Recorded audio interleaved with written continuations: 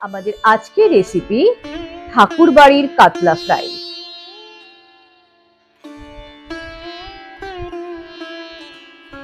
প্রথমে একটা পেস্ট করে নেব, কিছুটা পরিমাণ পেঁয়াজ, আদা, কাঁচা লঙ্কা দিয়ে একটা স্মুথ পেস্ট বানিয়ে নেব। আমি এখানে 600 গ্রামের মতো কাতলা নিয়েছি, 5 পিস কাতলা। এই কাতলাটাকে ফার্স্টে আমি নুন এবং সামান্য হলুদ দিয়ে মাখিয়ে নেব।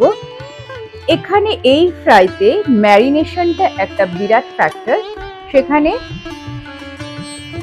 প্রত্যেকটা ইনগ্রিডিয়েন্টস দিয়ে এক এক করে ম্যারিনেট করছি আমি, আপনারা দেখতেই পাচ্ছেন। এরপরে যে পেস্টটা তৈরি করলাম সেই পেস্টটা দিয়ে আবারও ম্যারিনেট করব, অর্থাৎ সবকিছু মিলিয়ে একসাথে ম্যারিনেট এখানে করব না।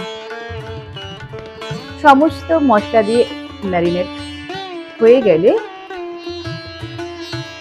এর মধ্যে দিয়ে দিচ্ছি গোলমরিচের গুঁড়ো এবং গরম মশলার গুঁড়ো দিয়ে আবারও ম্যারিনেট করব। অর্থাৎ এই মশলাগুলোকে মাছের সাথে আবারও মাখিয়ে নেব।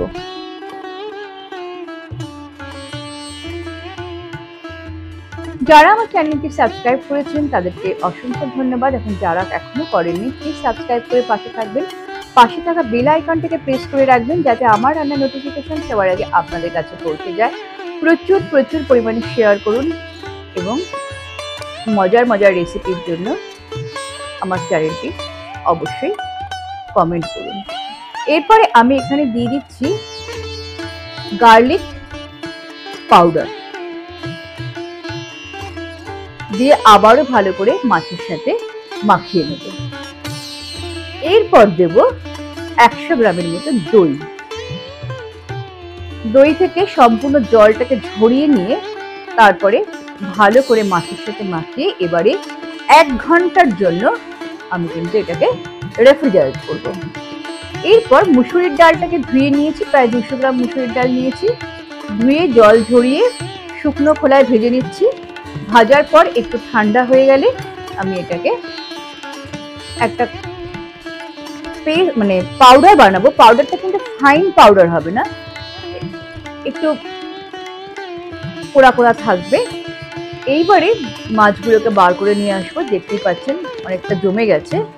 এবার এক একটা মাছের সাথে এই মুসুরির ডালের পুর দিয়ে আস্তে আস্তে হাতে চেপে চেপে এটাকে মাখতে হবে।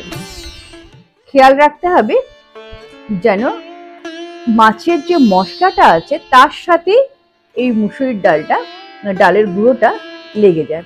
ঠিক এইভাবে যেভাবে আমি করছি ঠিক এইভাবে চাপবেন চেপে চেপে, যাতে ভাজার সময় খুলে না যায়।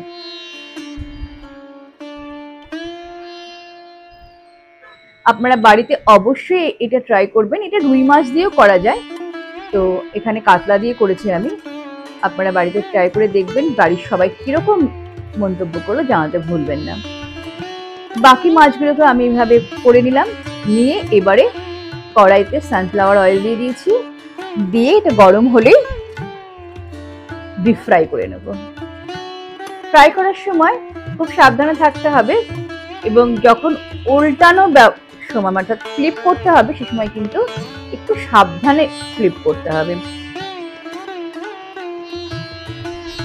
ম্যারিনেশন যতটা সময় ধরে হবে এই মাছের রেসিপিটা খেতে কিন্তু তত সুস্বাদু হয়ে থাকে।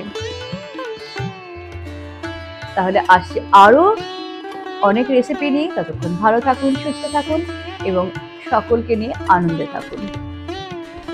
টাটা।